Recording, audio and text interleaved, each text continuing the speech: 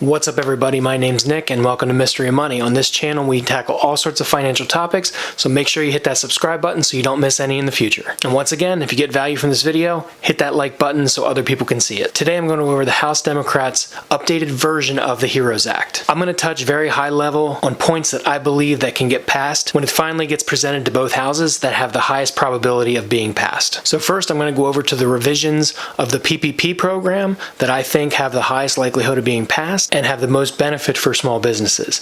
And then I'm going to go over the EIDL portion of the changes that have happened in this new version and which ones I think have the highest possibility of being passed. If you're not interested in that, go ahead and fast forward to the EIDL portion. Some of the biggest PPP changes that I see that'll benefit most small businesses that have utilized the program is number one, it's going to be section 206. In this section, it expands the list of allowable uses for the proceeds of the PPP loan to include things such as PPE, supplier costs, and costs related to property damage from public disturbances. They will now be rolled into eligible costs, and that will thus allow them to be forgiven portion of the loan. To recap, it used to be 75% had to be used for payroll, now it's down to 65% for payroll, and who knows what the percentage for payroll will actually be once the new finalized version comes out, but this is good because additional expenses that were incurred during the pandemic, now you can use that money for those proceeds. Section 202 is going to be for the new version of the PPP or P4 loans, that's going to allow up to $2 million for certain small entities. They're going to target businesses with less than 200 employees that have suffered quarterly revenue losses of at least 25%. Section 203, streamline forgiveness portion. And I think this is the key part of this whole process, and I think the one that has the highest likelihood of getting approved. What it's saying is, to summarize it, is anything under $50,000. If you received a PPP loan under $50,000, all you have to do is attest that you utilize those funds for intended uses. You paid payroll at whatever percentage, you bought supply costs, those types of things. All you're going to have to say you used it and it can be forgiven. So therefore, you're not going to have to go through the whole process of even filling out a one-page easy form. From 50 to 150,000, you're going to have to, the lenders are going to have to substantiate that you use those proceeds.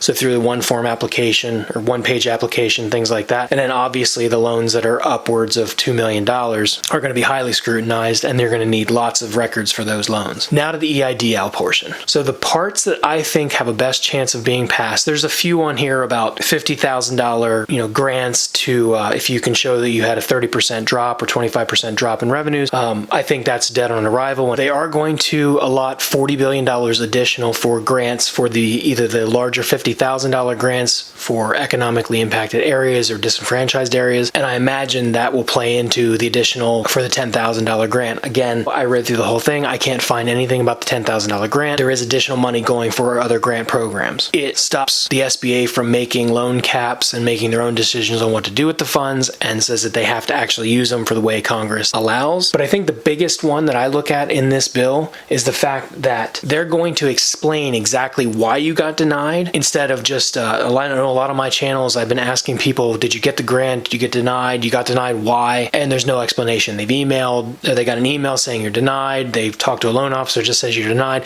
with not really explanation. And I think that you're at least owed that. I know in almost every other financial institution, if you're denied for a loan, you have to receive some sort of written communication as to why you were denied. So I definitely think that's one that's going to be approved, or at least in the finalized bill will be approved. And the second biggest one is the fact that they're going to change it from an opt-in for the $10,000 grant or any grant to opt-out, which means you automatically are in there and you have to tell the SBA, I don't want the grant. So I think that one is more of, I would say, a transparency and making sure that they're doing the right thing. And lastly, they're going to go from a 1-year deferment period to a 4-year deferment period for the payback of the loan. Both things, the PPP and EIDL, I think there's things in there that both sides, both houses can get on board with. It's just a matter of getting this final bill skinny down to the point that they can sell it. If you got value, hit that like button, share it with somebody, and make sure you subscribe so you don't miss any additional information. Till next time, have a great day.